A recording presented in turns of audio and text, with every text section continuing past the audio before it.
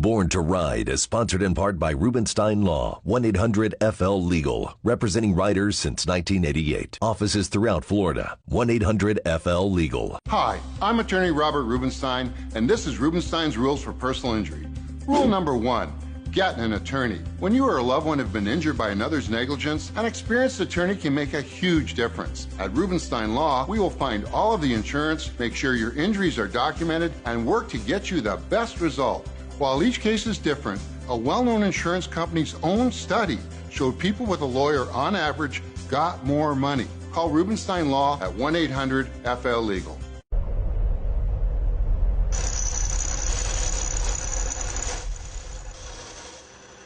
1962年に東京の下町で、家は小さい町工場でネジを作ってる工場でした。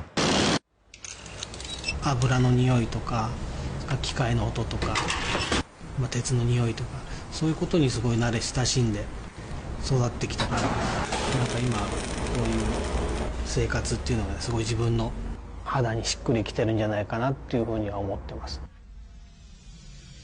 すごいイメージ的なものはあるんだけども、具体的に例えば何みたいなとか、それから何にインスパイアされるとか、そういうことはないし、絵ももちろん描かないし、なんかその時の気持ちで鉄を切ったり、身を削って作ったものなんで、もうちょっとそういう感性に訴えかけて人を飼いたい気持ちにさせるんじゃないかなとは思うけど。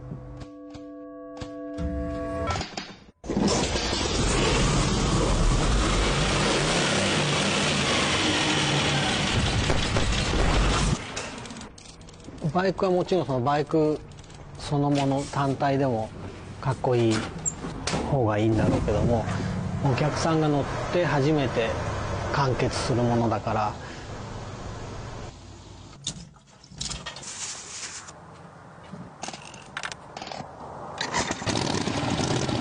自分にとってはもうアートっていうよりはもっと本能的な危うさとか野生味みたいなのを感じさせる、自分の中から引き出すものだと思う。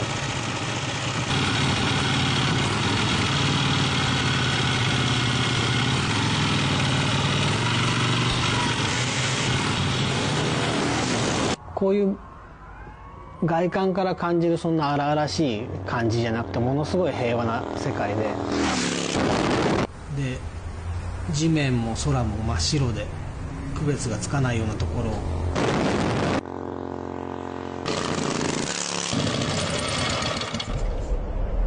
なんか本当に、空飛んだことはないけど、なんか気持ち的にはね、そのレシプロのエンジンの飛行機で空を飛んでるような気持ちですかね。もう何とも言えない平和な感じ。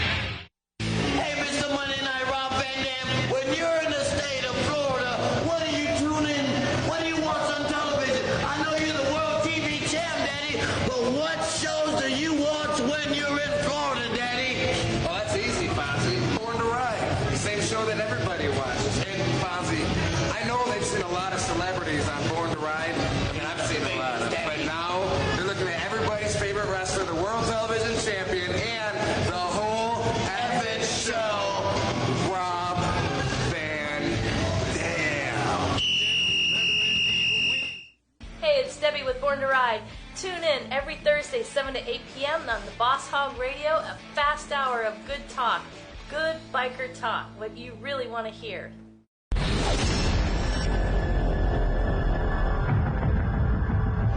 Yeah, Ryan Weaver is calling in, and a good friend, Chance. Yeah, Ryan. Chance is also calling in too.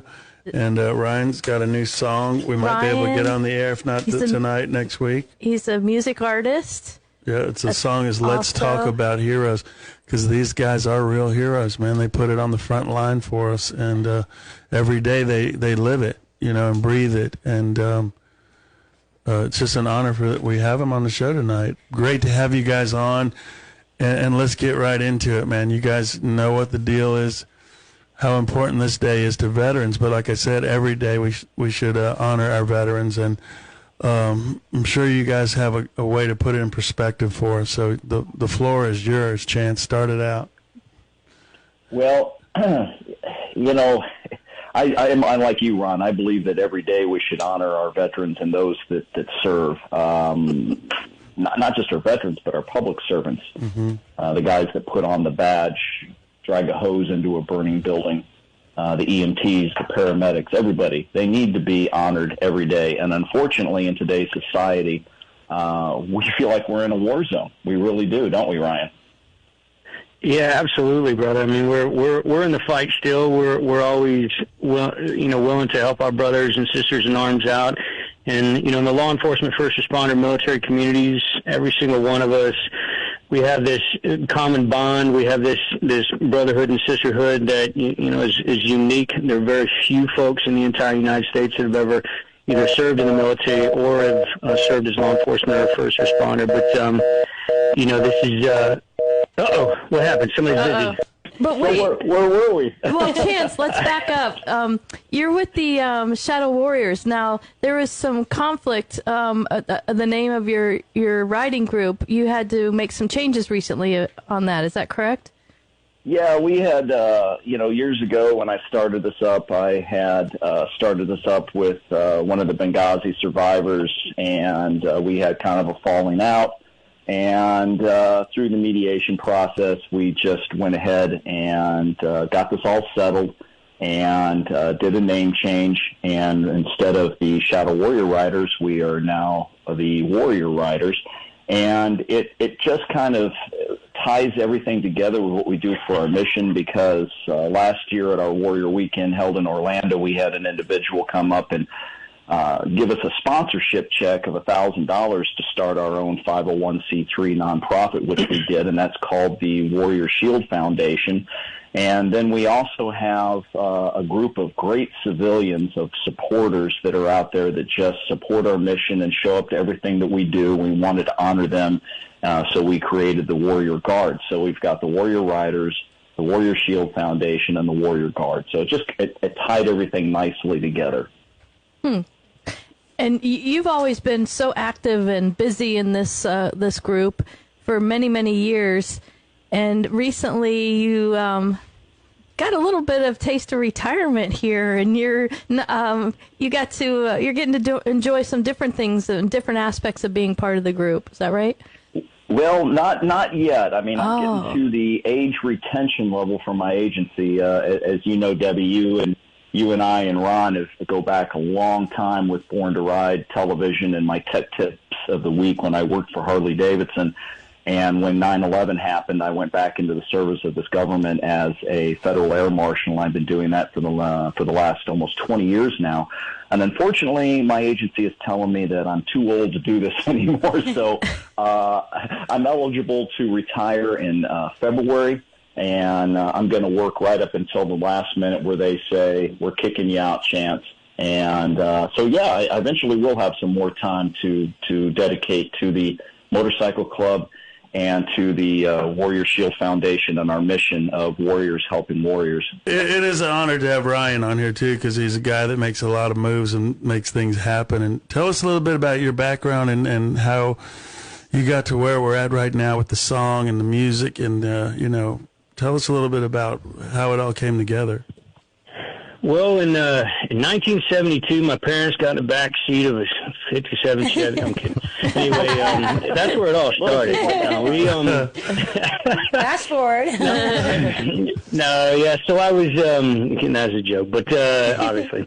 I served in the military for almost 21 years on active duty, and on January 8th in 2004, my brother and I were deployed to combat together And he was an aviator as well. Aaron, he had survived an ambush in Mogadishu, the Battle of Mogadishu that Black Hawk Down was made after.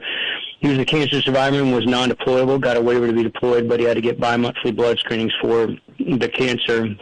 And he was, for a lot of folks that listen out there, Fallujah, which was west of Baghdad, International Airport in Baghdad. He was stationed at Al-Qaeda there and deployed there.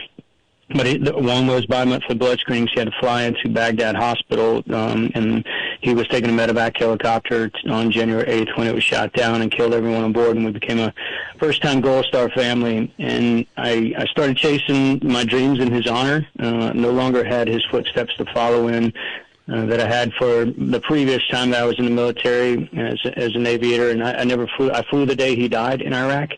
And I didn't fly since or after that. But I started going after this dream, and in his honor, made a promise to myself every time I got on stage that I would tell a story and never let anybody forget about it. And then in 2013, after we had already released my first single, Crank It, that happens to be one of Chance's favorite songs on the planet, which I appreciate when he does his motorcycle riding videos singing Crank It. But very well at that, by the way. We just got to sing it together in Georgia, which was kind of fun.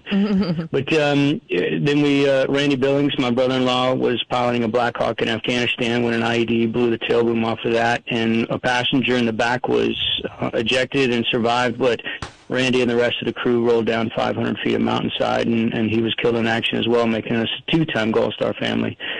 Shortly thereafter, we released Burn. That was in 2016 with the Benghazi heroes, John Tigan and Chris Baranto, which is really where Chance and I's story kind of came together, because his mission, his desire to support the organizations beyond the battlefield, and Chris Baranto's 14th Hour Foundation kind of fueled the fire to help us get the start to our friendship, but also, the start of this organization with initially the Shadow Warrior Riders Motorcycle Club and now the Warrior Riders Motorcycle Club.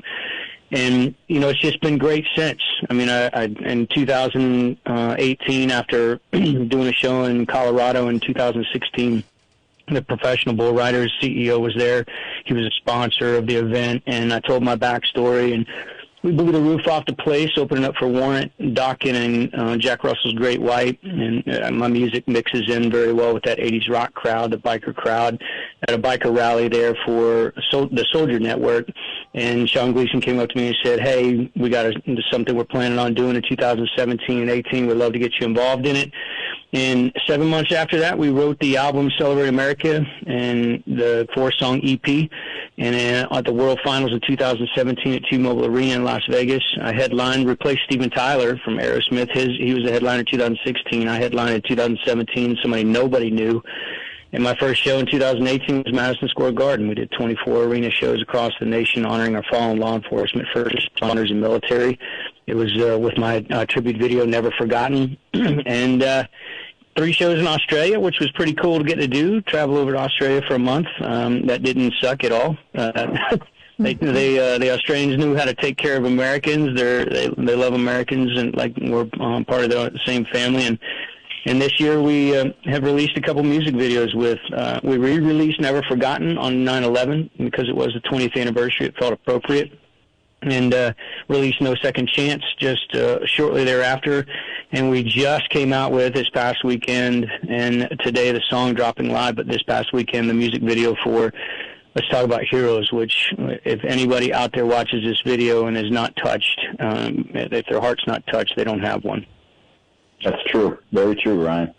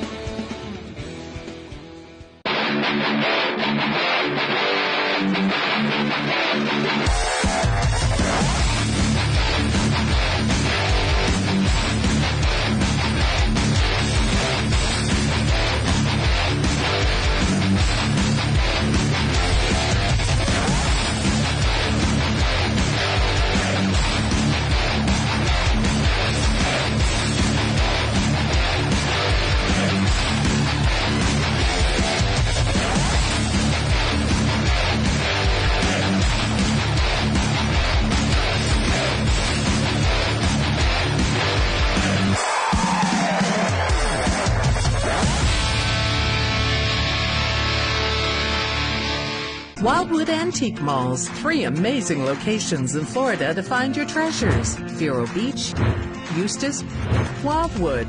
More than just antiques, tons of rare collectibles, toys, books, vintage furniture, records, jewelry, and so much more. Open 7 days a week. Great staff, clean and air conditioned. A great shopping pleasure for the whole family. Put it on your bucket list because it's a must-see at these 3 locations. For more information, wildwoodantiquemalls.com.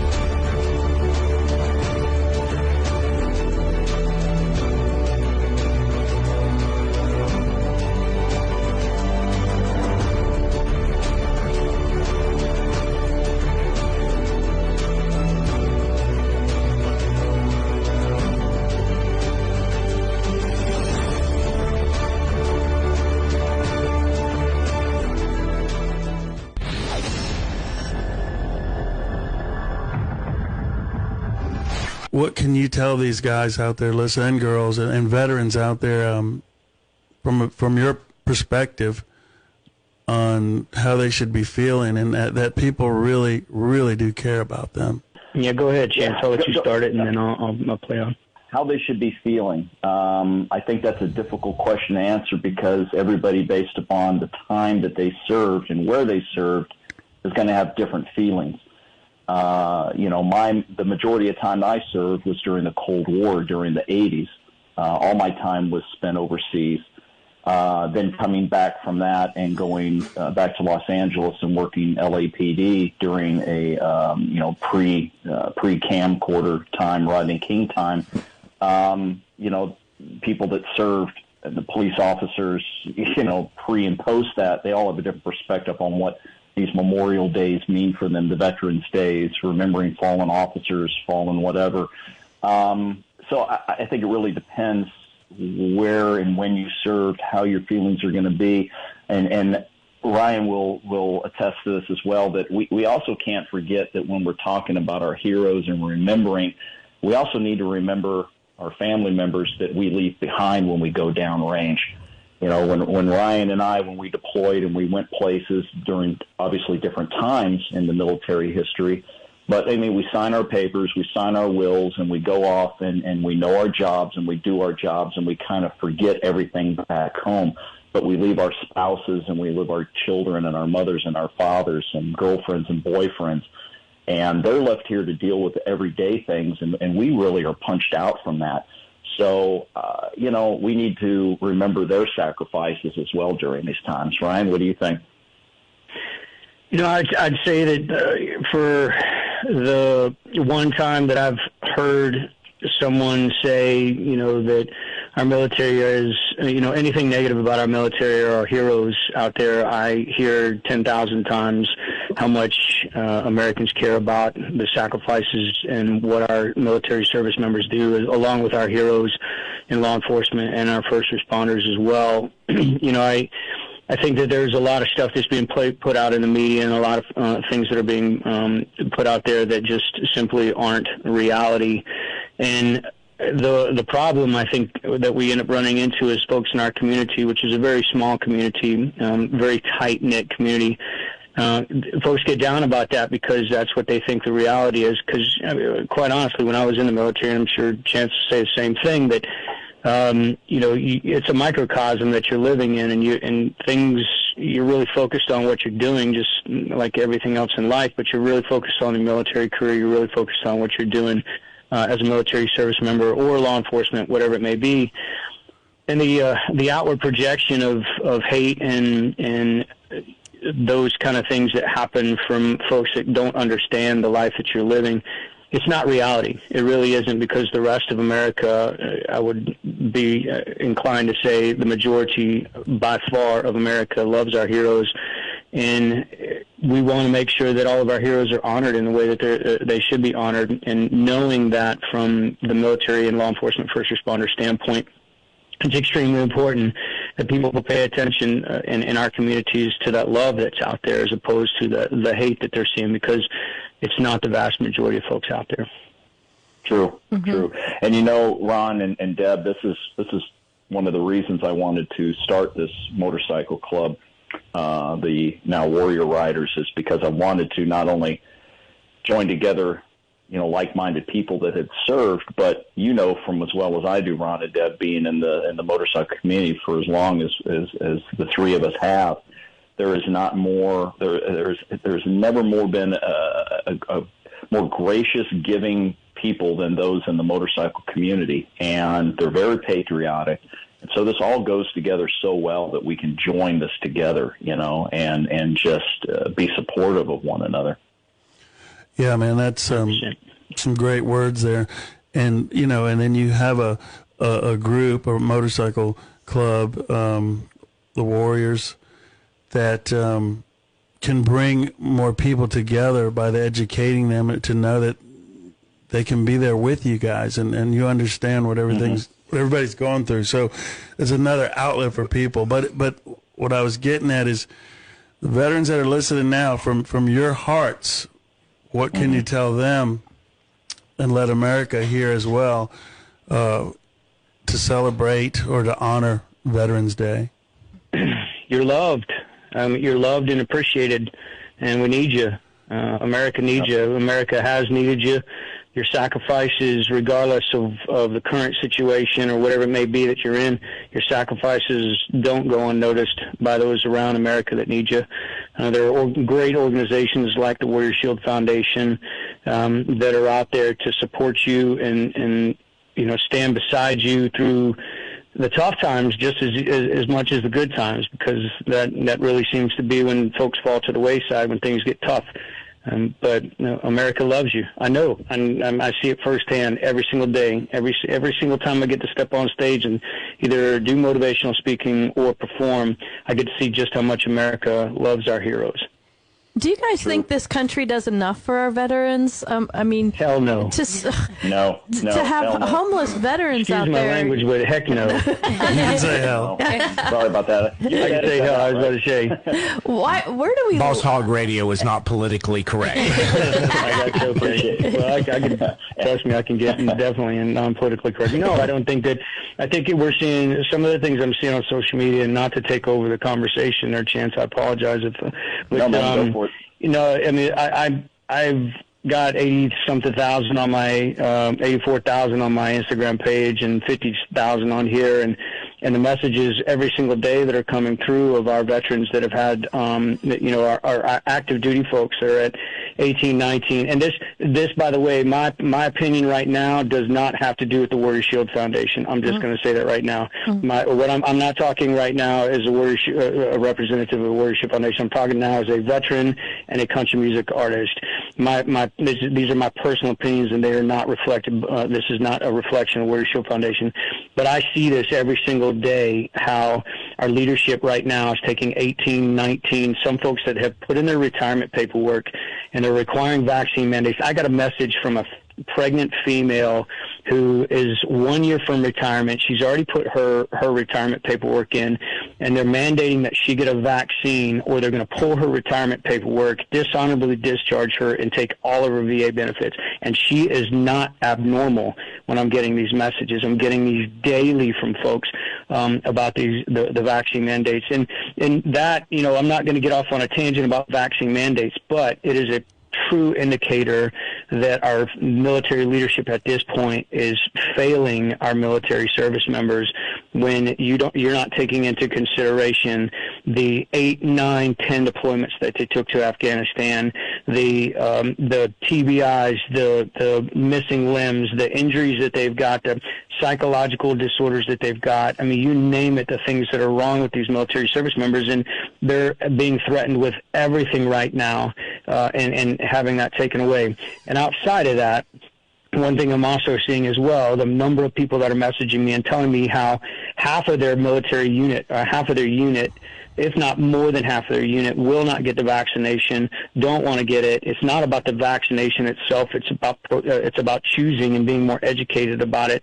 And you're talking about over half of these military units are not vaccinated, and they're not going to get it. And what does that do to our military? It absolutely decimates it. And what's that going to do to the people that are still that have gotten vaccinated and have decided to stay in the military and those things? They're going to be placed with placed in a situation that is completely contrary to everything that a military leadership should stand for. And that's unfortunate. And but off to the side, they need to be honored. They need to be taken care of. They need to be supported, and we're here to do that. And I am speaking as a representative of the Warrior Shield Foundation, and not going to get on a political platform here, try not to at least. That wasn't political, that was personal choice and liberty, by the way. Yeah, that is, man. That totally is. I mean, it's not only happening in the military, but it's happening in our fire departments, and it's happening in the police departments all over the United States right now. And what about the people on the front lines who are in the hospitals caring for people all this time, and now they're going to lose their jobs after everything they've done to help others? Exactly. Yeah, I saw a meme. Ryan and I had commented on a meme that was going around on social media that had a picture of healthcare workers holding up a sign saying, a year ago we were heroes, now we're the enemy. And below that was a line of police officers said, "You guys are new on the block, huh?" I mean, it just means that one day you're a hero, and the other day you're all of a sudden, your job is in jeopardy. Ron, to go back from my perspective on what we can do to help our veterans and what needs to happen, there is, you talk about the transitioning that takes place or does not take place coming out of the military. There's very little of that. They put us through a whole lot of training, teaching us our MOSs, our military occupational specialties. They train us to do what we need to do to go out in the field and do what we do well. And then when it comes time to leave the service, you're basically, paid out for whatever vacation time that you have. You're given your DD-214, your discharge form, and you go off on your own to go back into civilian life and try to reacclimate yourself. And you're really not given any adequate training on how to do that, because things change when you're deployed. Then we just went through this horrific incident about the stand down in Afghanistan and how we went about it, and that created a whole different type of mental problems for some of our veterans, and I don't know if that's the correct terminology to use, but I mean, it affected people. America didn't like it. America was upset. I mean, everybody didn't like it at all.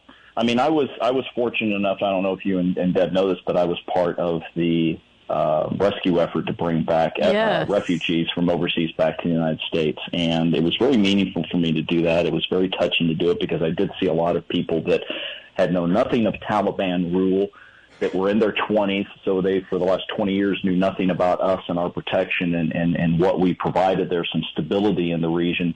And I just don't see any difference between, I referred to my service during the Cold War. Everywhere that we have occupied and everywhere that we have had boots on ground in our history, we have always left a support force there for some reason or other. I mean, we're still in Korea. We're still in Central Europe. And it was just unnecessary, I think, to pull us out the way that we did. Not alone, we don't get into the whole thing about the equipment that we left behind for these people, just crazy. Well, guys, it's an honor to have you on the show, and a special day for veterans everywhere, like I said, but not just today, but every day we honor our veterans. Ryan, we have the song keyed up, so I want you to tell us how much blood, sweat, and tears is in this song, man, and the honor and the passion to put it together so people can hear it and live it and enjoy it. I know that I know you guys are going to play the song. I really, really encourage folks to go watch the video. What we did with that video was just incredible. We were able to get an incredible cast of Medal of Honor recipients and the first female POW in the history of American combat, and Rudy Pearson, a Toronto rat. We got Don Jenkins, Medal of Honor, and Diana Muller, who's a huge Second Amendment rights supporter for women's gun rights, founder of the DC Project, former law enforcement officer and professional three-gun shooter. The cast is just incredible, what we were able to do in a small town. Right. You're going to watch this, and if it doesn't touch you, like I said, you don't have a heart.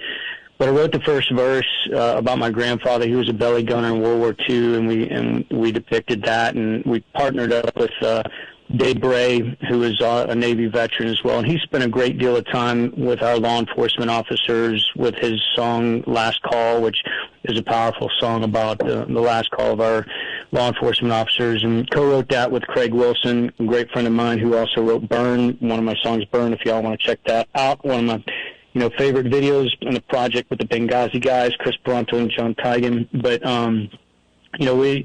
we wrote about a law enforcement officer, something that he had dealt with, and we wrote about my grandfather, and we combined the two of them together through the chorus. And like I said, there's a brotherhood with first responders, law enforcement, and military that is unmatched. I have to tell you that Chance and I became, the first time we met each other, our commonalities, it was almost as if we had known each other all our lives. He became one of my best friends. Between he and Trey, my two best friends on the planet, and he's like a brother to me. I love him with all my heart. And I know that our common service and the things that we care about, we capture that in the video. We also capture it in the song. It's a powerful song. The one thing I could say, if anybody's out there listening, or the folks that are out there listening, digital downloads really matter. It's only $1.20 something to be able to do it. We need comments, reviews on the song. A lot of folks are seeing conservative music from independent artists that are making it to the top of the iTunes charts and the Billboard charts, beating out all the folks that have millions of dollars in record label money, because our conservative folks out there, but not just necessarily conservative folks, but patriotic people that love patriotic music and love America, are pushing these songs to the top. And if we can get everybody out there to download this and save it and watch the video and comment and share it all over social media, you could change my life. I've been doing some amazing things, but we haven't had a song in the top 40 yet, and this is a way to be able to make that happen. All right, let's take a listen.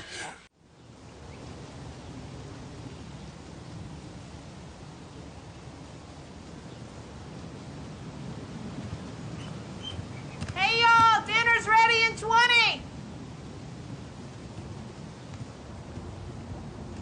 Daddy, why was Grandpa a hero? He risked his life so we could be free. What happened to Grandpa in the war?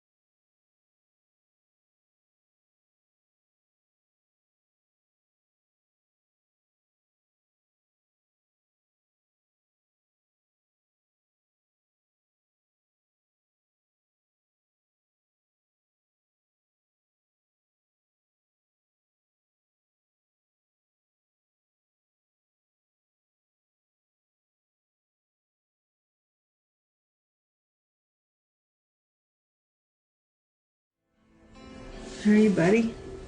I saw Grandpa. You saw Grandpa? I saw Grandpa too. And he said everything's gonna be okay.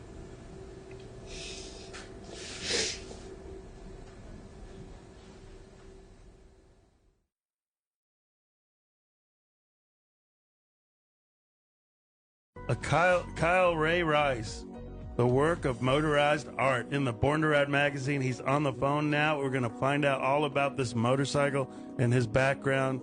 Really cool looking dude. Look at that. Look at him in the magazine, man. He's a rock star. Kyle, how you doing today, man? Thanks for being a part of the show.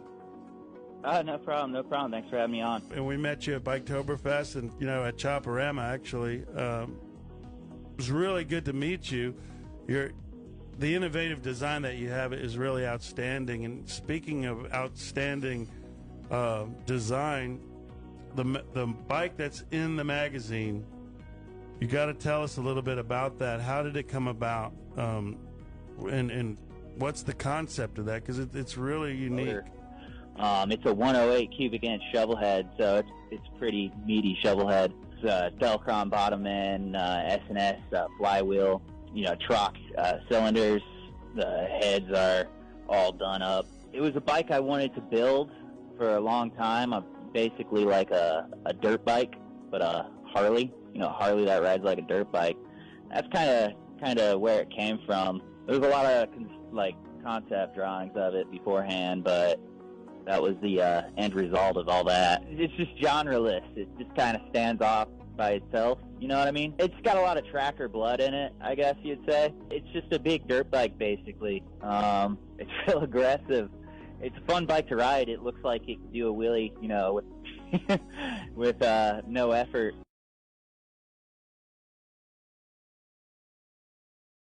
The Hog Stars are at it again. They are taking anything on trade. Old hogs, new hogs, even actual hogs. Don't own a hog? We will take whatever you have on trade. From boats to goats, you'll get top dollar for it. Bring your trade to Crystal Harley-Davidson today. Seattle Engraving Center, the masters of gun customization. Featuring incredible detailed engraving, 24-karat gold plating, diamonds, gems, murals, amazing gold accents, first-class quality, 100% satisfaction. More bang for your buck from their showroom. Raise money for your charity with a one-of-a-kind prize. Seattle Engraving. You dream it, they will create it.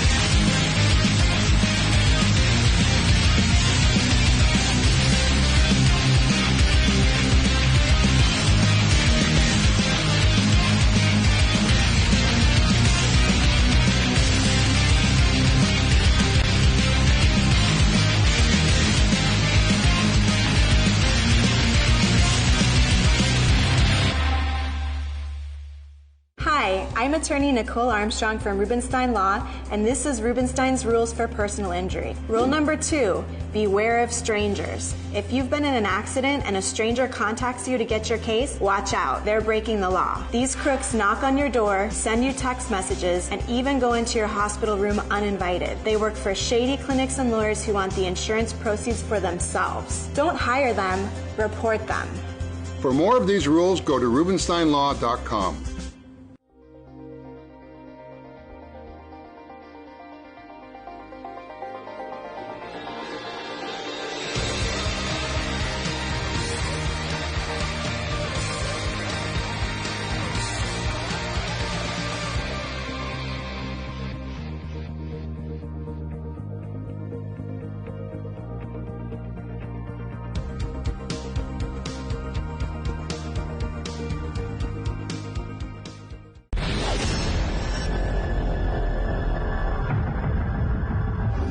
Yeah, thanks for having me on. I just wow, that was just quite a segment that you guys went through. It was just very touching and very meaningful. And well, James, maybe I'm a little too emotional about stuff like that, but you could feel it. I think everybody right now can feel it. And then when the music came on, it just took it to the next level. Goodness. You could feel it. You could really feel that. Wow. This is incredible. And James, on on Veterans Day here, we're supporting veterans, talking about veterans, how we can help veterans, and you do a specific thing that really helps out veterans as well. So that's why I wanted to get you on the phone too. Exactly. Yeah, no, I'm happy to to share that all with you. I was just so taken back by what I was hearing. So yes. I'm a certified senior advisor, so I'm very familiar with VA benefits. I've helped thousands of veterans over the years, whether it's with their health care needs or figuring out long-term care or trust or whatever it is. But right now, it's the Medicare season. I'm sure everyone's probably sick of seeing all the commercials on TV. But here's something that's good to know. I am noticing them more now. Since I got with you, I'm like, damn, there's another one. And all the blue hairs on the roads in Florida. What separates you guys apart? And I know that's probably where you're going with that. But talking about helping veterans, it's so important. That's why we really wanted to.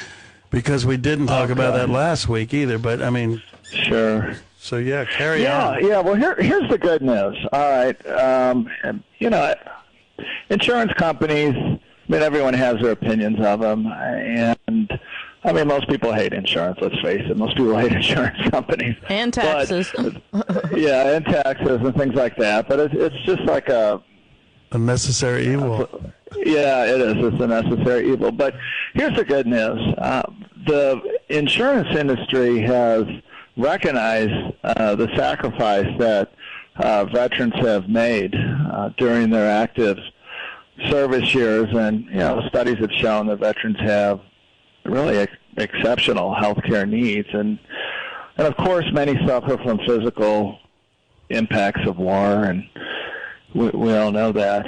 And so their medical needs are generally different than regular people. And most healthcare insurance policies just really don't suit them. So they've invented new plans that are tailored for the veteran. And you've probably heard of the company USAA. They advertise a lot on TV. And they're endorsing these plans. And what they are is their VA Medicare Advantage plans. And what they do is they enhance options for veterans. So I believe this is an important milestone in helping veterans overcome barriers to achieving their best health. So the launch of these plans, in my opinion, and in most people's opinion, I believe is a natural next step insurance companies have taken on as their commitment to veterans and their families. I mean, we love our vets. I mean, everybody loves our vets. America loves our vets, and insurance companies love our vets. And a veteran's health goes really way beyond physical symptoms. It's a state of general well-being that encompasses a healthy body and mind. And these plans that they've come out with, they don't cost anything. It doesn't cost the veteran any money. And a lot of them offer a reduction on their Part D premium that they're paying that's being deducted from their Social Security check that they're having to pay Medicare. So some of these plans actually wipe that out or reduce it to a certain degree.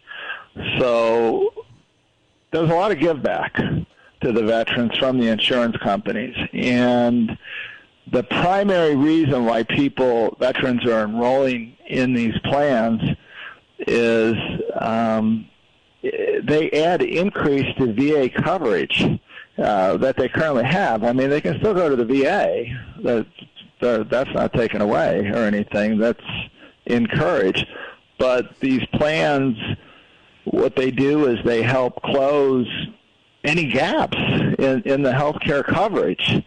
And some of these plans, I called into the radio station with a veteran who was essentially, I've got tons of people on this that are veterans, but basically endorsing how these programs would work to their satisfaction. And some of these plans, they offer the reward programs where they actually get paid for getting preventative health care screening, and they actually get sponsorship and paid for getting involved in social and health educational activities. And they work with the veterans in different volunteering groups, and if they get involved in these volunteering groups, they get bonuses, and they get bonuses for using exercise facilities. So they get free memberships to YMCA's, various